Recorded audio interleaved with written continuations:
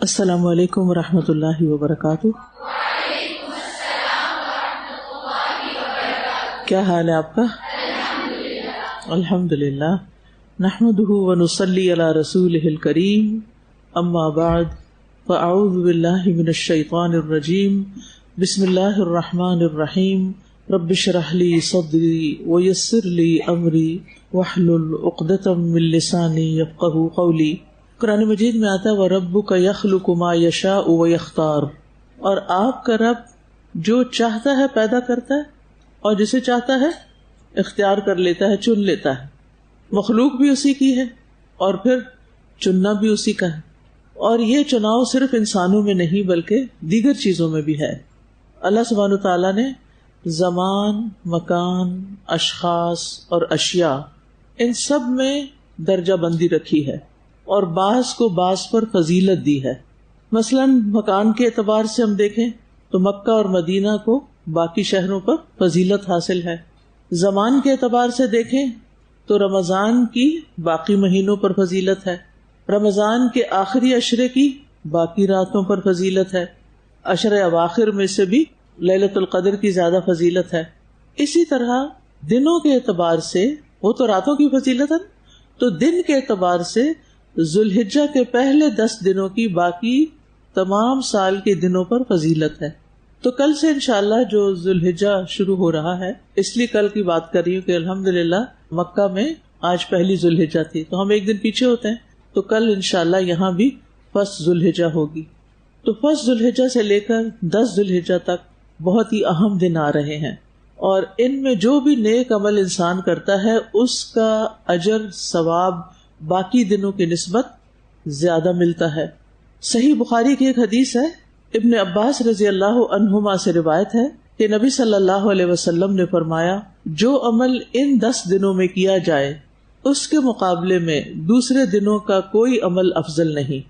جو عمل ان 10 دنوں میں کیا جائے اس کے مقابلے میں دوسرے دنوں کا کوئی عمل افضل نہیں۔ لوگوں نے عرض کیا، کیا جہاد بھی اس کے برابر نہیں؟ آپ نے فرمایا، جہاد بھی ان کے برابر نہیں، سوائے اس شخص کے جس نے اپنی جان اور اپنے مال کو خطرے میں ڈالا اور کوئی چیز واپس لے کر نہ لوٹا۔ یعنی آج کے دور میں مثلا جہاز لے کر گیا تو جہاز بھی گیا اور خود بھی گیا، کچھ بھی واپس نہیں آیا۔ اور اس زمانے میں لوگ گھوڑے پہ سوار ہو کے جنگ کیا کرتے تھے، اور ان کے پاس اسلحہ محدود سا ہوتا تھا، تیر و تفنگ اور اس طرح کی چیزیں ہوتی تھی، تو وہ گھوڑا بھی اللہ کی راہ میں گیا، خود بھی شہید ہو گیا اور اس کا اسلحہ بھی چلا گیا، کچھ بھی واپس نہیں آیا۔ تو ایسا شخص جس نے اللہ کی خاطر جان اور مال سب لٹا دیا، اس کا اجر بہرحال سب سے افضل ہے، لیکن ادروائز کوئی اور عمل ایسا نہیں۔ یعنی سب سے بلند صورت کیا ہے کہ ایسے مجاہد کا عمل کہ جو واپس نہ آئے، نہ وہ آئے اور نہ اس کا مال آئے۔ تو اس سے کیا پتہ چلتا ہے کہ یہ دن بڑی ہی اہمیت کے حامل ہیں، بہت فضیلت والے دن ہیں، اور ان میں ہمیں عام دنوں کی نسبت زیادہ سے زیادہ نیک اعمال کرنے چاہیے۔ ویسے تو مومن کو ساری زندگی کرنے چاہیے، لیکن ان خاص دنوں کا کچھ خاص اہتمام کرنا چاہیے، جیسے ہم رمضان میں کرتے ہیں، خاص اہتمام کرتے ہیں۔ تو یہ دن کیا ہے؟ عمل کے دن ہیں، محنت کے دن ہیں، مشقت اٹھانے کے دن ہیں، نیک اعمال کی طرف سبقت کرنے کے دن ہیں، دوڑ کر کرنے کے دن ہیں۔ اس بارے میں ہم دیکھتے ہیں کہ سلف صالحین جو تھے وہ ان ایام میں جو نیک اعمال کرتے تھے ان میں کافی مشقت بھی کیا کرتے تھے۔ جیسے سعید بن جبیر کے بارے میں آتا ہے کہ سعید بن جبیر ذی الحجہ کے 10 دن داخل ہونے کے بعد عبادت میں بہت زیادہ کوشش کرتے، جس کی وہ قدرت نہیں رکھتے تھے، یعنی اپنی ہمت سے بڑھ کے کرتے تھے۔ آپ سوچ سکتے ہیں کوئی ایسے کام کہ جن کی آپ اس وقت ہمت نہیں پا رہے لیکن کرنے ہیں۔ مثلا سبحان اللہ، سبھی کو مئی کے اینڈ اور جون کے آغاز کے روزے بڑے مشکل لگ رہے ہیں نا، پیاس لگتی ہے، پسینہ آتا ہے اور بے چینی ہو جاتی ہے، اور راتیں چھوٹی ہیں، نیند نہیں پوری ہوتی، لیکن کیا کرنا ہے؟ صرف ڈر کے چھوڑ نہیں دینا۔ آپ سب نے کم از کم پہلا روزہ یعنی کل کا روزہ ضرور رکھنے کی کوشش کرنی، پوری نیت بھی کرے اور رکھے۔ اب ہاسٹل انتظامیہ مجھ سے ناراض نہ ہو کیونکہ شاید ان کی پریپریشن نہ ہو، وہ اس لیے کہ ہو سکتا ہے جب آپ 9 ذوالحجہ کا روزہ رکھیں اور آپ کو اتنا مزہ آئے تو آپ نے ہائے میں نے تو سارا عشرہ گنوا دیا، پہلے سے میں نے کیوں نہ کیا۔ تو پہلے کو رکھیں. اگر آپ دیکھیں کہ آپ کی طبیعت بہت زیادہ خراب ہو گئی ہے، آپ کو ایمرجنسی میں لے جانا پڑ گیا ہے، وہ بے ہوشی ہو گئی ہے، تو پھر آپ اس کے اگلے دن کا نہ رکھیں. لیکن اگر مینیجبل تھا، پیاس تو لگے گی، منہ سوکھے گا، دیکھو کوئی بات نہیں، برداشت کر لیں گے، تھوڑا اپنے آپ کو سمجھا لیں گے. اور آپ کو پتا ہے ہمارا جسم ہماری سوچ کے مطابق کام کرتا ہے. اگر ہم کہیں نا ہائے گرمی، ہائے گرمی، گرمی گرمی پکارنے لگے تو کیا ہوگا؟ گرمی تو ہے، لگے گی زیادہ. اسی طرح پیاس کرے تو پھر پیاس زیادہ لگے گی. اگر میں بھوک سے نڈھال مرنے لگی ہوں تو پھر وہ مرنے کی طرف ہی قدم اٹھیں گے. اللہ آپ کو سلامت رکھے. اور ابھی آپ نے بہت اچھے اچھے کام کرنے اور اپنی آخرت کے لیے کچھ کمانا ہے، لیکن ہمارا معیار کیا ہونا چاہیے کہ صرف وہ کام نہیں کرنا جو آسانی سے ہو جائے. کیا کرنا ہے؟ وہ کام بھی کرنا ہے جس میں مشقت اٹھانی پڑے. اب اس کے لیے میں چھوٹی سی ٹپ دے دیتی ہوں کہ پچھلے سال میں نے ایسے ہی کیا تھا. پچھلے سال جب یہ روزے آئے تو میں نے سوچا بہت لانگ دیں گے. آپ کو پتا ہے آپ کا روزہ تو 7، 10، 7:15 تک کھل جائے گا. ہمارے روزے کھلتے تھے تقریباً 8:45 بجے شام کو، پھر 9 تک. ایگزیکٹلی مجھے اب یاد نہیں کہ 9 تھا یا 8:45 تھے، لیکن کچھ ایسا ہی ٹائم تھا. اور کیونکہ وہاں پر مغرب جاتی ہے 9 سے بھی اوپر، 9:10 تک بھی چلی جاتی، اور فجر بھی ارلی ہوتی ہے. تو اب آپ سوچیں وہ کتنے گھنٹوں کا روزہ بن گیا. تو میں نے سوچا کہ جب میں یہاں تھی اور رمضان کے روزے جون میں آئے تھے تب بھی تو میں نے رکھے تھے، کیونکہ پچھلے سال یہ عشرہ سارا جون کے دنوں میں آیا تھا. تو اس سال تو چلے تھوڑا سا ارلی آ گیا، تھوڑا سا میں بھی لے رہا اور پھر آگے جون بھی ہے. تو اس میں الحمدللہ جب یہ سوچ لیا نا کہ رکھ سکتے ہیں، ہو جائے گا، تو پھر میں کیا کرتی تھی رات کو، کیونکہ آنکھ کھلنی مشکل ہوتی تھی نا، ہماری وہاں عشاء بھی لیٹ ہوتی ہے. جب آپ سوچے 9:15 بجے یا 9 بجے مغرب ہو رہی ہے تو پھر 1.5 گھنٹے کے بعد 10:30، 11:15 تک عشاء ہوگی، تو پھر سوئیں گے کب اور پھر دوبارہ جاگیں گے، تو تھوڑا سا بیچ میں ٹائم ہوتا ہے. تو سحری پکانے اور کھانے اور وہ جھنجٹ کرنے کا کوئی ٹائم نہیں تھا. تو میں سوچا اس کا کیا حل ہو. تو میں نے اس طرح کیا کہ وہ جو نبیز ہوتا ہے نا، کھجوریں بھگو کے رکھ دیتے ہیں رات کو. سب کو پتا ہے کھجوریں بھگو کے رکھیں، یہ بہت سمپل ہوتا ہے. نبی صلی اللہ علیہ وسلم کی یہ غذا تھی اور یہ بہت ہی فائدہ مند غذا ہے. تو اس میں آپ کیا ہے کہ رات کو ایک بڑا سا گلاس آپ پانی کا بھر لیں اور اس کے اندر اپنی کیپیسٹی کے مطابق 3 یا 5 یا 7 کھجوریں جو ہے وہ کھول کے صاف کر کے، کیونکہ گرمی ہے نا، کیڑے مکوڑے بھی بیچ میں اس کی جو سوسری سی ہوتی ہے وہ لگ سکتی، وہ کھول کے اس کا کیپ اتار کے اس کا بیج ڈبو دے تو بہت اچھا ہے، کیونکہ اس کے بھی کچھ اثرات ہوتے ہیں. لیکن اگر نہیں ہمت صبح بیج نکالنے کی تو پھر اس میں وہ کر لیں. اگر آپ کے پاس بلینڈر ہے جس میں آپ بلینڈ کر سکتے ہیں تو آپ اس گلاس کو ڈالیں بلینڈر میں، تھوڑا سا اس کو شیک کریں تو کیا ہوگا، وہ ایک بہت اچھا سویٹ ڈرنک بن جائے گا. تخم بالنگا پتا ہے آپ کو، تخم ملنگا جس کو کہتے ہیں وہ بھی پتا نا. تو الگ برتن میں وہ بھی بھگو دیں جتنا آپ لینا چاہیں اپنے طبیعت کے مطابق. میں تو 1 بڑا چمچ جو ہے اگر بھگو دوں تو ٹھیک ہو جاتا. اب وہ میں کیا کرتی تھی، میرے پاس اتنا ٹائم نہیں ہوتا تھا کہ میں اس کو شیک کروں. میں گلاس میں ہی چمچ پھیر پھیر کے کھجوروں کو پگھلا لیتی تھی، اسی میں تخم ملنگا ڈالی تھی اور تھوڑا تھوڑا کر کے اس کو پی لیتی تھی. میں چونکہ ڈیری نہیں لے سکتی تو دودھ نہیں لے سکتی تھی، لیکن پھر میں نے تھوڑا یہ بھی ٹرائی کیا کہ وہاں پر کوکونٹ ملک ملتا ہے تو وہ تھوڑا سا میں ڈال لیتی تھی. تو اس سے یہ ہوتا تھا کہ اتنا ریفریشنگ ہو جاتا تھا سب کچھ، اور وہ پی کے پھر تھوڑی دیر دوبارہ لیٹ جاتی تھی تاکہ تھوڑی سی نیند پوری ہو جائے. اور پھر الحمدللہ شام تک یقین کریں نہ بھوک اور نہ پیاس کچھ بھی محسوس نہیں ہوتا تھا.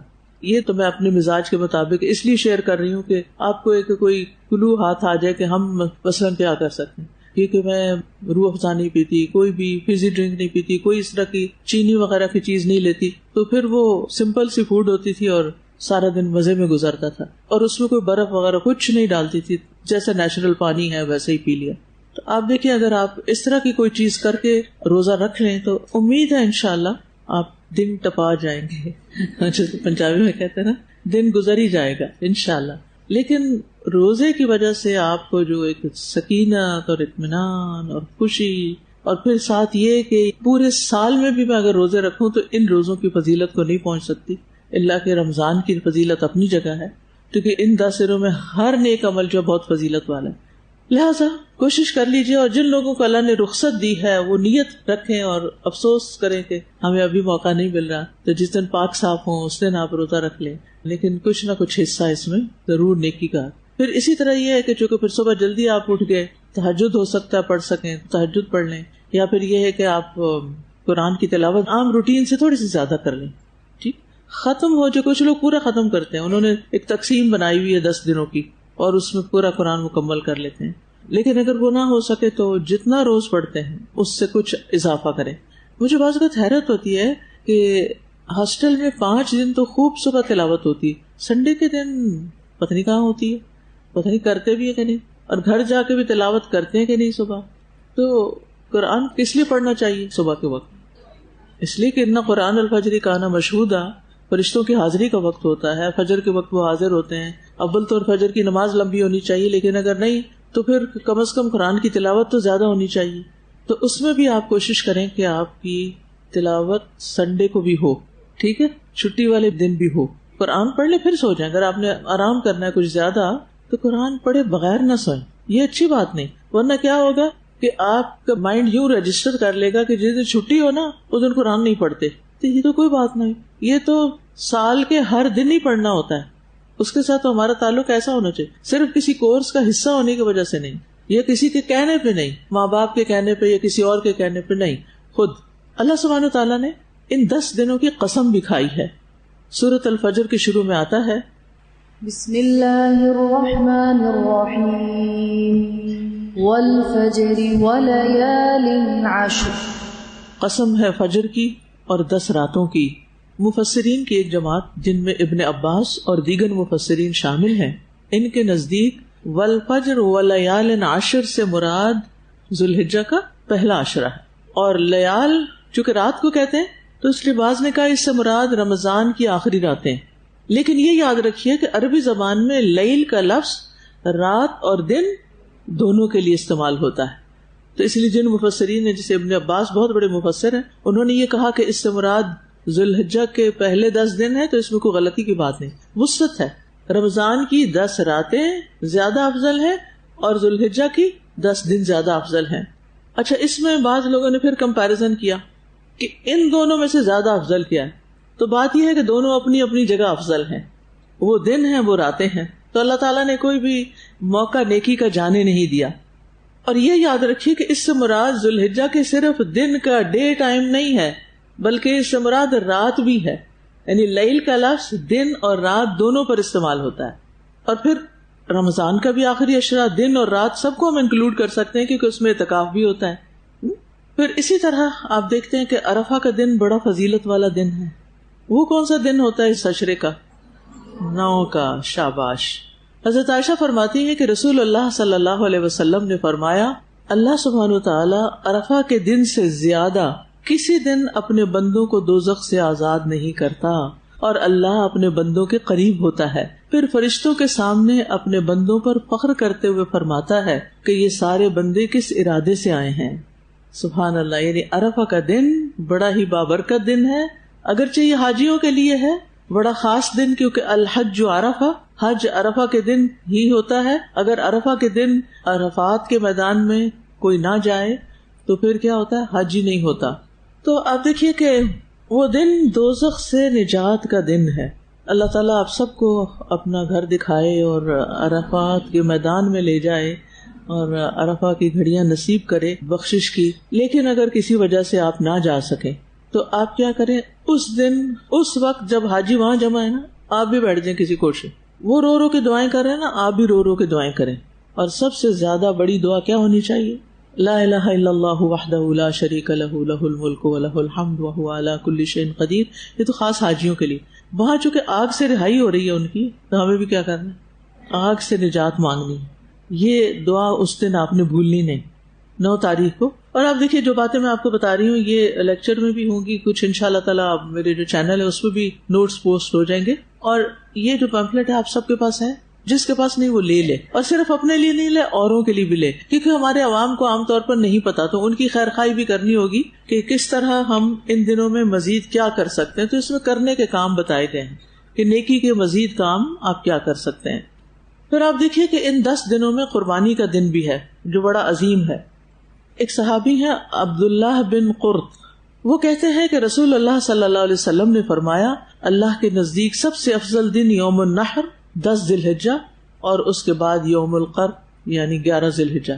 یعنی 10 افضل ہے اور پھر اس کے بعد اس سے کم یوم القر ہے. اور عرفہ کی تو اپنی اہمیت ہے. ان دنوں میں یوم التربیہ بھی ہے، جس میں حاجی حج کے اعمال کا آغاز کرتے ہیں، حج کے لیے جاتے ہیں، مکہ سے نکل کر مینا کی طرف جاتے ہیں. تو بہرحال خلاصہ یہی ہے کہ راتوں کے اعتبار سے رمضان کی راتیں افضل ہیں اور دنوں کے اعتبار سے یہ دن افضل ہیں. تو ان دنوں میں خاص طور پر اللہ کا ذکر کرنا ہے. ٹھیک ہے، یعنی یہ حاجیوں کے لیے بھی ہے اور غیر حاجیوں کے لیے بھی ہے. سورۃ الحج کی آیت نمبر 28 میں آتا ہے لِيَشْهَدُوا مَنَافِعَ لَهُمْ وَيَذْكُرُوا اسْمَ اللَّهِ فِي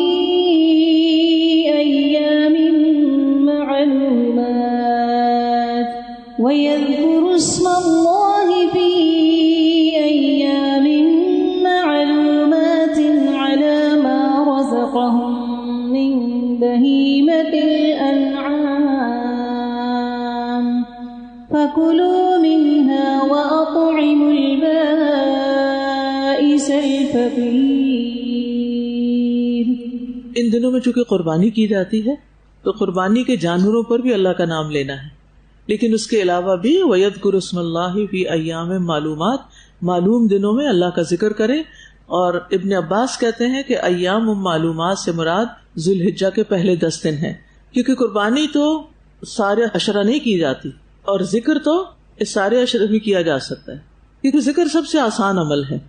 نبی صلی اللہ علیہ وسلم نے بھی اس کی تعلیم ہمیں دی ہے. آپ نے فرمایا، مسند احمد کی روایت ہے، کوئی دن اللہ کے ہاں ان 10 دنوں سے زیادہ عظمت والا نہیں ہے، اور نہ ہی کسی دن کا عمل اللہ تعالیٰ کو ان 10 دنوں کے عمل سے زیادہ محبوب. بس تم ان 10 دنوں میں کثرت سے تحلیل لا الہ الا اللہ، تکبیر اللہ اکبر، تحمید الحمدللہ کہو. تو نبی صلی اللہ علیہ وسلم نے ان دنوں کا ذکر بھی ہمیں سکھا دیا.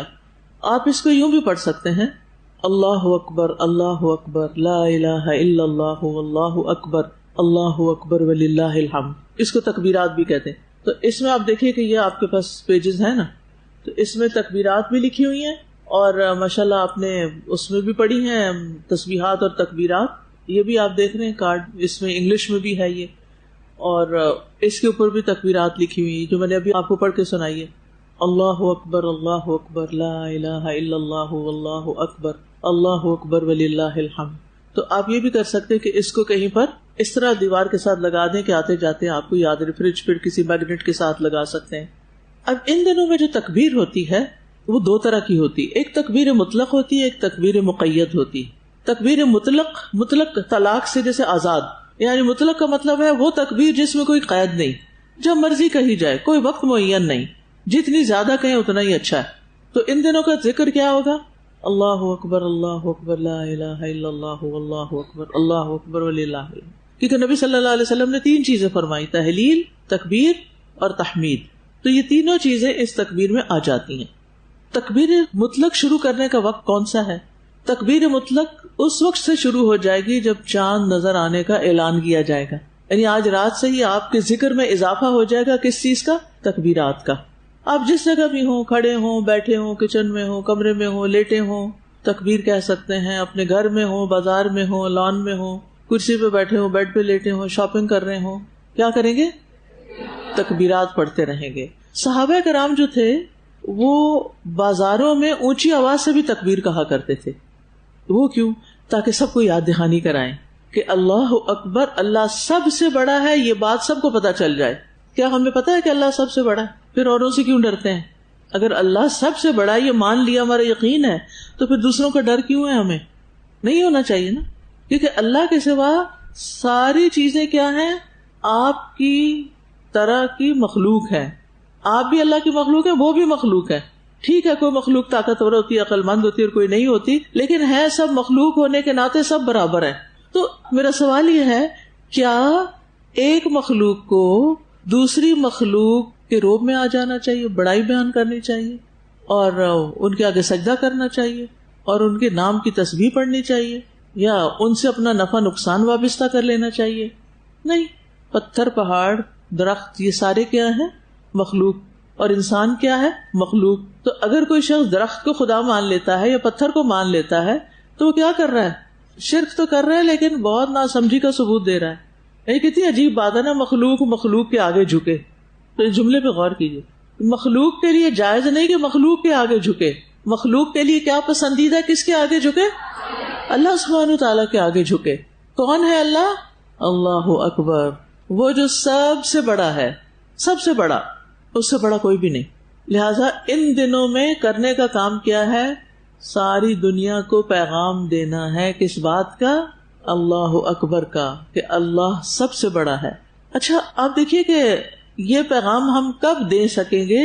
جب ہم خود اپنی عملی زندگی میں اللہ سبحانہ وتعالیٰ کو سب سے بڑا سمجھتے ہو. آپ دیکھیے کچھ لوگوں نے لوگوں کو بڑا بنا رکھا ہے. کیا نام دیتے ہیں؟ وہ بڑے لوگ ہیں، کہتے ہیں نا بڑے لوگ. کس سے بڑے بھائی؟ ہم سے بڑے؟ کس سے بڑے؟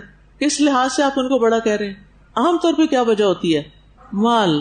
واقعی مال کی وجہ سے آپ دوسروں کو بڑا کہہ رہے ہیں. آپ ان کو کیا کہیں؟ مالدار لوگ ہیں. فلاں کون ہے؟ مالدار ہے، اللہ نے اس کو مال بہت دیا ہے، بس ٹھیک ہے. لیکن یہ کہنا کہ وہ بڑے لوگ ہیں اور آپ نے ان کو بڑا مان لیا اور آپ ان سے ڈر کے بیٹھ گئے اور آپ ان کے اطاعت گزار ہو گئے اور آپ نے اپنی عقل استعمال کرنا چھوڑ دی، تو یہ غلط ہے.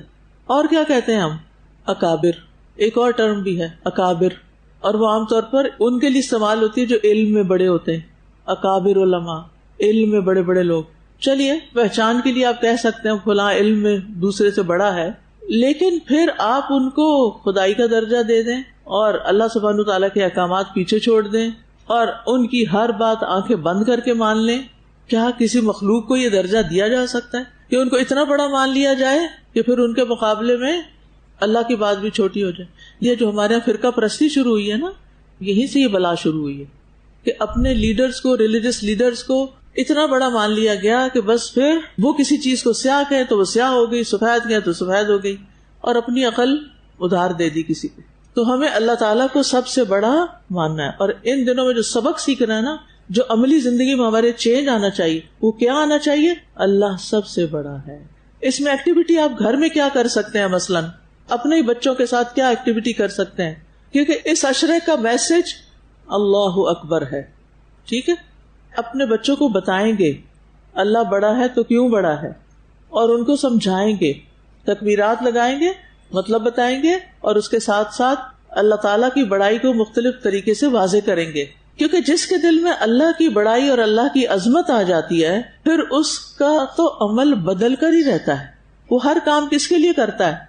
سب سے بڑے کے لیے. لیکن اگر آپ نے انسانوں کو بڑا بنایا ہوا ہے نا، تو پھر آپ ان کی خوشنودی کے لیے کام کریں گے، اللہ کی بڑائی تو پیچھے رہ جائے گی. جو اللہ کو بڑا جانتا ہے پھر وہ اللہ کو سب سے بڑا مانتا ہے، اور جو اللہ کو بڑا مانتا ہے پھر وہ اللہ کے حکم کو بھی بڑا مانتا ہے، وہ اللہ کی رضا کو بھی بڑا مانتا ہے، وہ اللہ کو پھر ہر چیز سے زیادہ آگے رکھتا ہے، اوپر رکھتا ہے، ترجیح دیتا ہے. تو پھر کیا ہے؟ آپ نے خود بھی تکبیرات پڑھنی ہے، گھر والوں کو کہنا آپ بھی پڑھیں. تو یہ پوری زمین پر اللہ کی بڑائی بیان کرنے کے دن ہیں. دوسری ہوتی ہے تکبیر مقید. مقید کس سے ہے؟ قید سے. یعنی وہ تکبیر جو فرض نمازوں کے بعد کہی جاتی ہے، یعنی وہ ان ٹائمنگز کے ساتھ قید ہے. اب اس کا وقت کیا ہے اور یہ تکبیر ہی کیوں، اللہ اکبر کیوں کہا جاتا ہے؟ ابن حجر کہتے ہیں ان 10 دنوں میں سارے اچھے اعمال اکٹھے ہو جاتے ہیں. ان دنوں میں بیت اللہ کا حج ہوتا ہے اور نماز اور روزہ اور زکوٰۃ بھی کچھ لوگ دیتے ہیں. جیسے میری ڈیو ہوتی ہے، اتفاقاً ہی میری زکوٰۃ ذوالحجہ میں ڈیو ہوتی، اس کے پہلے عشرے میں، تو زکوٰۃ کی ادائیگی بھی اگر ڈیو ہے آپ کی، اور صدقات خیرات تو خیر ہوں گے ہی. تو سارے نیک اعمال سال میں انہی دنوں میں جمع ہو سکتے ہیں. رمضان میں حج نہیں ہوتا، ٹھیک ہے نا، لیکن ان دنوں میں آپ حج بھی کر سکتے ہیں. آپ عرفہ کے دن روزہ نہیں رکھتے، لیکن اس سے پہلے دنوں میں آپ روزہ بھی رکھ سکتے ہیں، نمازیں بھی پڑھتے ہیں، اور بیت اللہ شریف میں جا کے پڑھتے ہیں جہاں 1,00,000 گنا زیادہ نماز کا ثواب ملتا ہے. اچھا یہ سوال پیدا ہوتا ہے کہ کیا یہ تکبیرات صرف مردوں کے لیے ہیں کہ وہ تکبیر پڑھیں پھر مسجد جائیں تو تکبیر پڑھ کے آ جائیں امام صاحب کے ساتھ، یا پھر عورتیں بھی یہ تکبیرات پڑھ سکتی ہیں؟ آپ کا کیا خیال ہے؟ عورتیں بھی پڑھ سکتی ہیں، ٹھیک ہے، چاہے مرد ہوں چاہے عورتیں ہوں، سب کو نمازوں کے بعد تکبیرات کہنی چاہیے. صحابہ اور تابعین ان ایام میں کثرت سے تکبیرات پڑھا کرتے تھے. ابن عمر، ابو ہریرہ ان 10 دنوں میں بازار کی طرف نکل جاتے اور دونوں تکبیرات پڑھتے. لوگ ان کی تکبیر سن کر تکبیر کہتے، اور محمد بن علی نفل نمازوں کے بعد بھی تکبیر کہتے، نفل پڑھنے کے بعد بھی تکبیر کہتے، یعنی صرف فرض نماز کے بعد نہیں، نوافل پڑھ کر بھی، جیسے آپ نے اشراق کے نفل پڑھے اور مصلی لپیٹ رہے ہیں، سمیٹ رہے ہیں، تو کیا کریں؟ اٹھتے اٹھتے تکبیرات پڑھنا شروع کر دیں. اللہ کرے کہ یاد رہے ہم سب کو. اگر نہیں تو کوئی ریمائنڈر تو لگانا پڑے گا نا. اگر اور کچھ نہیں ہے, لمبی چوڑی چیزیں نہیں بھی لگا سکتے, تو صرف اللہ اکبر ہی لکھ کے کہیں لگا دیں. آپ اسکول کے بچوں کو بھی ایکٹیویٹی دے سکتے ہیں کہ وہ ایسے پوسٹر بنا کے اپنے گھر میں بھی لگائیں, نیبرز کو دیں, ان کو بھی بتائیں کہ جو بنے ہوئے کارڈز ہیں, کیونکہ ان دنوں میں صدقہ خیرات کی بھی بڑی فضیلت ہے. تو جو مال آپ اللہ کے دین کے علم کو پھیلانے کے لیے خرچ کرتے ہیں بہترین صدقہ ہے, اور وہ صدقہ جاریہ ہوتا ہے. مثلا آپ کسی کو کھانا کھلاتے ہیں, ضرور کھلائیں, اس میں کوئی حرج نہیں, کوئی ثواب کا کام ہے. لیکن وہ کھانا کھائے گا, اس کی بھوک ختم ہوگی, کھانا ختم ہو جائے گا, تھوڑی بہت طاقت آئے گی, اس سے کچھ نماز وغیرہ پڑھے گا, کچھ دن اور وہ طاقت رہے گی, پھر کیا ہوگا, اس کے بعد وہ ختم ہو جائے گا. لیکن علم پر جب تک کوئی عمل کرے گا وہ آپ کے لیے صدقہ جاریہ بنا رہے گا. اب آپ دیکھیے, اس پر ہمارے کچھ اسٹوڈینٹس نے یہ کیا کہ گاڑی ہائر کی یا رکشا ہائر کیا, اور اس پر لاؤڈ اسپیکر ہوتا ہے نا وہ بڑا سا, وہ لگوایا اوپر, اور اندر سے تکبیرات پلے کر دی, اور وہ رکشا چل رہا ہے اور چل رہا ہے, اور گاڑی چل رہی ہے اور چل رہی ہے, پیچھے بھی اس کے تکبیرات لگا دی, اور وہ سارے شہر میں گھوم رہا ہے. اس کو پیسے دے دیے 4 گھنٹے مثلا گھومنے کے, 4 گھنٹے تم لے کے تکبیرات پلے کرو اور گھومو گنجان سڑکوں پہ, کیونکہ گنجان سڑکوں پہ تیزی سے چلیں گے تو کسی کو کیا سمجھ آئے گی. یعنی جہاں لوگ چلتے پھرتے ہیں, دکان ہیں, تو وہاں پر ماشاءاللہ پچھلے سالوں کی بڑی اچھی اچھی خوبصورت تصویریں بھی آئی تھی ان گاڑیوں کی, ان رکشوں کی, ان جگہوں کی جہاں پر تکبیرات لگی ہوتی. کیا ہمارے ملک میں لوگ اپنی دکانوں پر میوزک وغیرہ کوئی پلے کرتے ہیں؟ سب کو پتہ ہے نا, کرتے ہیں, ہر جگہ میوزک ہے. کیا کرنا ہے, لوگوں کو ریپلیس کروانا ہے. ٹھیک ہے, آپ ان کے ساتھ لنک شیئر کریں تکبیرات کا, حرم کی تکبیرات, اتنی ورائٹی ہے ماشاءاللہ تکبیرات کی. کئی تکبیرات تو گھنٹے گھنٹے کی ہیں, بس وہ لگا چھوڑیں اور گھنٹہ بھر بھول جائیں آپ, اور ساتھ ساتھ پڑھتے رہیں, گھر کے کام کاج کرتے رہیں, وہ گھر گونجتا رہے تکبیرات سے, بازار گونجتے رہے تکبیرات سے, دکانیں گونجتی رہیں تکبیرات سے, مساجد گونجتے رہیں تکبیرات سے, حتیٰ کہ آپ کو یقین آ جائے کہ اللہ اکبر. اب یہ آپ کے لیے ہے کہ آپ کیا کرتے ہیں, کیسے کرتے ہیں, آپ کے پاس کیا کیپیسٹی ہے. مطلب ایک رکشا ہائر کرنے میں تھوڑے پیسے لگتے ہیں نا, تو آپ کچھ فرینڈز مل کے کچھ کلاس بیس ایکٹیویٹی کر سکتے ہیں, فیملی کے ساتھ مل کے کر سکتے ہیں, وہ غریب کا روزگار بھی لگ جائے گا. یعنی آپ کے پیسے جو صدقہ جاریہ بن گئے ایک طرح سے, آپ پتہ کر سکتے ہیں. اور اچھا ہی ہوتا اگر ہم یہاں پر ایک سینٹرل ایکٹیویٹی کرتے, اس طرح کے لوگوں کو فیسیلیٹیٹ بھی کرتے. پوسٹر بنے ہوئے بڑے بڑے تکبیرات کے, وہ اگر اسٹال پہ رکھوا دیں تاکہ لوگ اپنے بازاروں میں کہیں کہیں, کچھ لوگ تو پینافلیکس لگوا دیتے ہیں ہاسپٹلز میں جہاں پبلک آتی ہے, تاکہ وہ پڑھتے رہیں, کیونکہ ہماری عوام کو نہیں پتا کہ یہ دن تکبیرات کے دن ہے. تو صحابہ کے طریقے پہ چلے نا, کہ ہم عورتیں تو خیر بازار میں اونچی آواز سے نہیں پڑھ سکتے, آپ اپنے بچوں کو تیار کر سکتے ہیں. کچھ خواتین یا کچھ ہماری اسٹوڈینٹ جو بچوں کی کلاسز لیتی ہیں نا, ناظرہ پڑھاتی ہیں, کچھ آپ میں سے جو ناظرہ پڑھا رہا ہے, جن کے پاس بھی بچے پڑھ رہے ہیں, ایون اکیڈمی میں پڑھا رہے ہیں, ٹیوشن پڑھنے آ رہے ہیں, ان بچوں کو سکھا کے انہیں کہیں یہاں سے گھر جاتے ہوئے لائن بناؤ, تکبیرات پڑھتے جاؤ. اس کے علاوہ بھی آئیڈیاز آپ سوچ سکتے ہیں کہ آپ کیسے یہ کام کریں گے. اسکول وینز میں آپ چلا سکتے ہیں. جی پیاری استاذہ, آپ نے ایک مرتبہ اپنے لیکچر میں فرمایا تھا کہ میرا بڑا دل کرتا ہے کہ جب ذو الحجہ کا مہینہ شروع ہو تو ہر دیوار پہ, ہر بل بورڈ پہ تکبیرات ہوں, اور کانوں میں ہر جگہ سے اس کی آواز آئے. تو استاذہ ہم نے الحمدللہ اپنے ریجن میں یہ ایکٹیویٹی شروع کروائی, اور رکشوں پہ چنگ چیز جو ہے, صرف پشاور میں نہیں, جتنے آس پاس کے ریموٹ ایریاز ہیں, گاؤں ہیں, ان پہ ہم نے بینرز لگوائے رکشوں کے پیچھے, اور ان کو سم کارڈز میں تکبیرات ڈاؤن لوڈ کر کے دی. پھر استاذہ ہم نے بڑے پیمانے پر ان تکبیرات کو ڈاؤن لوڈ کروا کے کارڈز میں بھی شاپنگ مالز میں, ہاسپٹلس میں, کلینکس میں, جہاں جہاں پر ہماری ڈاکٹرز اور جو ہے جو اسٹوڈنٹس ہیں جو پڑھ کے گئی ہوئی ہیں, تو ان کو کہا کہ آپ لوگ جتنی دیر آپ کے مریض باہر بیٹھے ہوتے ہیں ویٹنگ ایریاز میں لگائیں, ہاسپٹلس میں لگائیں, جو CNG اسٹیشنز ہیں وہاں پہ تکبیرات ہم نے دی. تو استاذ الحمدللہ بہت بڑے پیمانے پر یہ ہر سال یہ کام ہوتا ہے الحمدللہ. جزاک اللہ خیر. کچھ لوگوں کے دل میں بھی اللہ کی بڑائی آ جائے نا, تب دیکھیں ان کی زندگیاں بدل جائیں گی. یہ ایک ٹرننگ پوائنٹ ہے. 2 طرح کے لوگ ہیں, کچھ ہیں جو اللہ کو بڑا سمجھتے ہیں, اور کچھ ہیں جو لوگوں کو بڑا سمجھتے ہیں, مال و دولت کو بڑا سمجھتے ہیں, اور بہت ساری چیزیں ان کے دل میں بڑی ہیں. تو آپ نے کیا کرنا ہے, ریپلیس کرنا ہے. اللہ کی بڑائی لانی ہے اور باقی چیزوں کی بڑائی نکالنی ہے. ایسا ہوا کہ 1 سال میں نے اپنے ہسبینڈ سے کہا کہ میرا نا دل کرتا ہے ہمارے گھر کے باہر کی ایک دیوار بڑی خالی سی ہے, تو ہم اس پہ نا تکبیرات کا پوسٹر لگائیں. تو وہ بہت پرٹیکولر ہے اپنے گھر کی دیواروں کے بارے میں, کہنے لگے ہرگز اجازت نہیں دوں گا. تو میں نے کہا اچھا پھر میں اپنے ٹی وی لاؤنج میں رکھ لوں ایک بینافلیکس کہ ہاں وہ رکھ لوں. میں نے کیا کیا, ایک پینافلیکس ایک کونے میں نا بنتا تھا, وہ رکھ لیا. اب جو گھر میں آ رہے ہیں, سروینٹس انٹر ہو رہے ہیں, خود بھی انٹر ہو رہے ہیں تو پڑھ رہے ہیں. وہ سال ایسے گزر گیا. اگلا سال آیا, میں نے کہا گھر والوں نے تو پڑھ لی ہے, باہر والے تو رہ گئے, اگر آپ اجازت دے دیں تو. کہنے لگے ہاں لگا لو. اچھا اب کیا ہوا کہ میں نے بینرز بنوائے الحمدللہ. جیسے قرۃ العین نے کہا کراچی میں تو بہت ایکٹیویٹی ہوتی ہے, رکشوں پہ بھی لگواتے ہیں. اور یہ سب دیکھ کر ایک ہمارے صاحب ہیں, انہوں نے پورا ایک بل بورڈ وہ شہید ملت کی چرنگی پہ اسپانسر کیا تھا, اور وہ بل بورڈ کتنے سال تک وہ ہر سال اسپانسر کرتے رہے اور تکبیرات کا لگا رہا. میں نے وہ پینافلیکس لیا, کہنے لگے لیکن میں کچھ نہیں کروں گا, خود لگانا. میں نے اس ڈرائیور کو لیا, اس کے ساتھ لگایا. اب جتنی میری عقل تھی ویسا میں نے لگا دیا. گھر سے باہر آئے, کہہ رہے ذرا اچھا نہیں لگ رہا, میں خود ٹھیک کروں گا. میں نے کہا آپ کر لیں. وہ پورا وقت لگا رہا. اچھا اس سے کیا ہوا, جتنے لوگ گزر رہے ہیں نا سڑک سے وہ پڑھ رہے ہیں. مجھے تو نہیں پتا کتنے پڑھ رہے ہیں. ہمارا کونے والا گھر ہے, انہوں نے دیکھا, انہوں نے کہا یہ آپ نے کہاں سے لیا ہے. میں نے کہا آپ کو چاہیے میں لا دیتی ہوں. کتنے لوگوں نے اسے دیکھ کے لگایا. تو یہ بالکل خاموش تبلیغ ہے. بالکل ٹرینڈ سیٹرز بنے. کیا بنے؟ Trend setters. اگر ہم جیسے شاپ میں جاتے ہیں, مالز جاتے ہیں, اگر ان کو بھی اگر ہم کہیں نا تو وہ مان جاتے ہیں. ہم ڈرتے رہتے ہیں but they really agree and they like it as well. میں نے سوچا میں نے سینٹورس جانا, یہ جو آپ کے ہاتھ میں جو پیمفلیٹ ہے یہ ساروں کو ڈسٹریبیوٹ کرنا ہے, ان کو یوٹیوب کا لنک دینا ہے, بلکہ چینلز میں بھی کافی ریکارڈنگز ہیں نا, وہ ان کو بتانی ہے and then they will play it انشاءاللہ. کیو کوڈ ہوتا ہے نا. جی انشاءاللہ. This is what I have decided right now.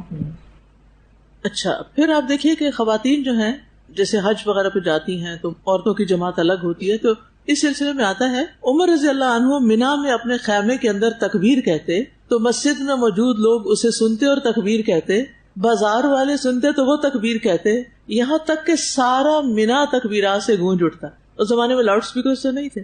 حضرت عمر شروع کرتے اور لوگ پیچھے پیچھے جو سنتا جاتا شروع ہوتے جاتے اور اینڈ تک سب پڑھتے. ابن عمر ان کے بیٹے منا کے ان دنوں میں نمازوں کے بعد بستر پر, خیمے میں, راستے میں اور دن کے تمام ہی حصوں میں تکبیر کہتے. میمونہ رضی اللہ عنہا یوم النحر 10 ذوالحجہ میں تکبیر کہتی تھی, اور عورتیں ابان بن عثمان اور عمر بن عبدالعزیز کے پیچھے مسجد میں مردوں کے ساتھ تکبیر کہا کرتی تھی. یعنی وہ پیچھے بیٹھی ہوتی تھی, مرد آگے پڑھ رہے ہوتے, وہ بھی ساتھ شروع ہو جاتی تھی, کیونکہ تکبیرات بلند آواز سے پڑھنا زیادہ فائدہ مند ہے. عطا بن صاحب کہتے ہیں کہ میں ابو عبد الرحمن اور ابن معقل کے ساتھ نکلا اور ابو عبد الرحمن اونچی آواز سے تکبیریں کہتے تھے. تو بہرحال تکبیرات تو کہنے ہیں, لیکن ساتھ یہ یاد رکھنا ہے کہ یہ نفع مند تجارت کے دن ہیں, یہ آپ کے بزنس کے دن ہیں, اللہ کے ساتھ تجارت کرنے کے دن ہیں, عظیم دن ہیں, خیر و بھلائی کے دن ہیں, آخرت کی تجارت کرنے کے دن ہیں. دنیا میں جو لوگ تجارت کرتے ہیں کیا وہ اپنا وقت ضائع کرتے ہیں؟ اپنی اپرچونٹیز, مواقع نہیں, پہلے سے پریپیئر کر کے رکھتے ہیں. آپ دیکھیں ہمارے ملک میں جب عید آتی ہے تو عید سے پہلے ہی اس کی چیزیں تیار ہو جاتی ہیں اور دکانوں پہ لگ جاتی ہیں اور اشتہار بازی شروع ہو جاتی ہے. اسی طرح مختلف مواقع پر ایسا ہی ہوتا ہے. شادی کی کوئی تیاری وغیرہ کی جاتی ہے, کتنا عرصہ پہلے شروع کرتے ہیں, بعض لوگ سال پہلے کر رہے ہوتے ہیں.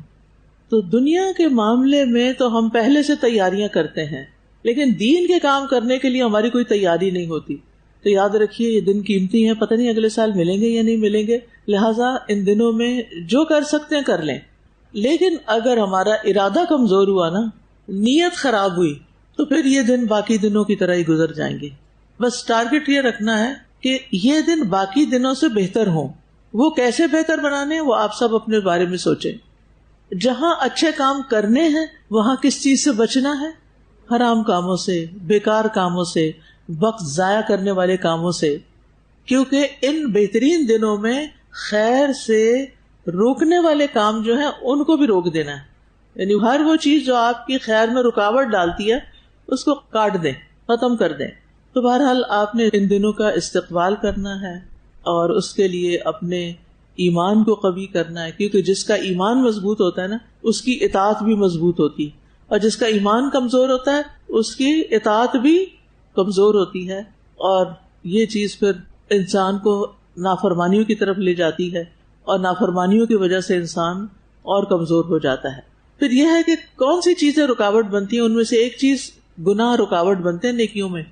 یہ لوڈ کر لیجیے اپنے پاس, نیکیوں کے راستے میں گناہ رکاوٹ بن جاتے ہیں. گناہوں کو دھونے کے لیے کیا کرنا ہے تاکہ رکاوٹ ختم ہو جائے؟ استغفار. گناہ جو ہے نا وہ خیر کی رغبت کم کر دیتے ہیں، شوق ختم ہو جاتا ہے، نیکی کے کاموں سے وحشت آتی ہے. وہ کیسے کہ اگر کوئی آپ سے کہے چلو کلاس میں چلے تو آپ کو دل گھبرانے لگتا ہے. کلاس بیٹھنا پڑے گا، لکھنا پڑے گا، سننا پڑے گا. ماں کہتی ہے نا بچے کو تلاوت کر لو، قرآن پڑھ لو، تو اس کا دل گھبرا اٹھتا ہے. نماز کے لیے تو گھبراہٹ اٹھ جاتی. یہ کس چیز کی علامت ہے؟ کہ ہمارے کچھ ایسے گناہ ہیں جنہوں نے ہمارے لیے نیکی کے کام مشکل کر رکھے ہیں. تو اللہ تعالیٰ معاف کرنے والا ہے. ان اللہ یغفر الذنوب جميعا، اللہ تعالیٰ سارے گناہ معاف کر دیتا ہے. لہٰذا خوب خوب استغفار کرے تاکہ خیر کے کام کی وحشت، خوف نکل جائے اور آپ ان لوگوں میں شامل نہ ہوں جو فضیلت والے ایام کو پا کر بھی خیر سے محروم رہے. یہ نہیں ہونا چاہیے. جیسے رمضان کا مہینہ پا کر اگر کوئی اپنی بخشش نہ کروا سکے تو وہ کیا ہے؟ محروم ہے، اس پہ لعنت کی گئی ہے. ایک اور چیز یاد رکھیے کہ ان ایام میں اپنے فرائض کی حفاظت کرنی ہے. نماز کے ارکان، واجبات اور شروط کی حفاظت کرنی ہے. نمازوں کو اول وقت میں ادا کرنا ہے. سعید بن جبیر کے بارے میں آتا ہے کہ 40 سال تک ان کی تکبیر تحریمہ کبھی فوت نہ ہوئی. ساری نمازیں مسجد میں پڑھتے تھے اور ایک دن بھی لیٹ نہیں ہوئے. وہ جو اقامت ہوتی ہے نا اس میں حاضر ہو جاتے تھے، اور امام جب تکبیر تحریمہ اللہ اکبر کہتا ہے تو وہ ساتھ ہی اللہ اکبر اس کے بعد کہہ دیتے تھے. کچھ لوگ تو آتا ہے نا پہلی رکعت میں، دوسری، تیسری. آج کوئی اللہ کا بندہ یہ کلیم کر سکتا؟ تو آپ دیکھیے کیسے کیسے لوگ گزرے ہماری امت میں نیکیوں کے لیے اتنی بھاگ دوڑ کرنے والے. سلف صالحین جو تھے جب وہ دیکھتے تھے کہ کوئی شخص تکبیر تحریمہ کو ضائع کر دیتا ہے تو اس کی طرف توجہ نہیں کرتے تھے، اس کو کوئی اہمیت نہیں دیتے تھے. نماز جو ہے وہ ارکان اسلام میں سب سے اہم رکن ہے توحید کے بعد. اب آپ دیکھیے کہ اگر آپ ٹارگیٹ سیٹ کر لینا کہ میں نے ان 10 دنوں میں کوئی نماز لیٹ نہیں کرنی، قضا نہیں کرنی، پھر کیا فائدہ ہوگا 10 دن پریکٹس کر کے؟ باقی دن بھی اچھے گزریں گے. یاد رکھیے نفلی اعمال ہم کریں گے، لیکن کوئی بھی نفلی عمل یا نیکی کرنا فرائض سے بڑھ کر نہ ہو. تو فرائض تو آپ اگنور کر رہے ہیں. پہلے فرائض کا اہتمام کریں، پھر نفلی عبادات کریں، کیونکہ فرائض سے اللہ کا قرب ملتا ہے. حدیث میں آتا ہے میرا بندہ کسی چیز سے میرا قرب حاصل کرتا رہتا ہے اور کوئی عبادت مجھ کو اس سے زیادہ پسند نہیں جو میں نے اس پہ فرض کی. میرا بندہ فرض ادا کرنے کے بعد نفل عبادتیں کر کے مجھ سے اتنا قریب ہو جاتا ہے کہ میں اس سے محبت کرنے لگ جاتا ہوں. تو بہرحال اگر آپ کے لیے پاسبل نہیں ہو رہا، اپنے اوپر قابو نہیں پا رہے اور نمازیں وقت پہ نہیں ہو رہی، تو اللہ سے مدد طلب کریں، اللہ کو پکاریں کہ اللہ تعالیٰ میری یہ کمزوری دور ہو جائے، میری یہ غلطی دور ہو جائے، میری یہ مشکل دور ہو جائے. اور اللہ سبحانہ تعالیٰ تو شاہ رگ سے بھی زیادہ قریب ہے. پھر یہ کہ ان دنوں میں روزوں کا اہتمام، جس پر پہلے بھی بات ہوئی، خاص طور پر 9 ذی الحجہ کا روزہ. اگر آپ سارا عشرہ روزہ نہیں رکھ سکتے، عید کے دن تو ویسے ہی نہیں رکھنا، تو 9 تاریخ کا ہی رکھ لیجئے. اس کا کیا فائدہ ہے؟ رسول اللہ صلی اللہ علیہ وسلم نے فرمایا یوم عرفہ کے روزے کے بارے میں کہ میں اللہ سے امید کرتا ہوں کہ وہ گزشتہ 1 سال اور آئندہ 1 سال کے گناہوں کا کفارہ ہو جائے. ایک روزے کا اتنا بڑا اجر و ثواب ہے. اچھا، عرفہ کے دن روزہ نہ رکھنے کی بات ہے، وہ کیوں؟ یعنی حاجیوں کے لیے. غیر حاجی جو یہاں ہے وہ تو رکھ سکتے ہیں، اس کا ثواب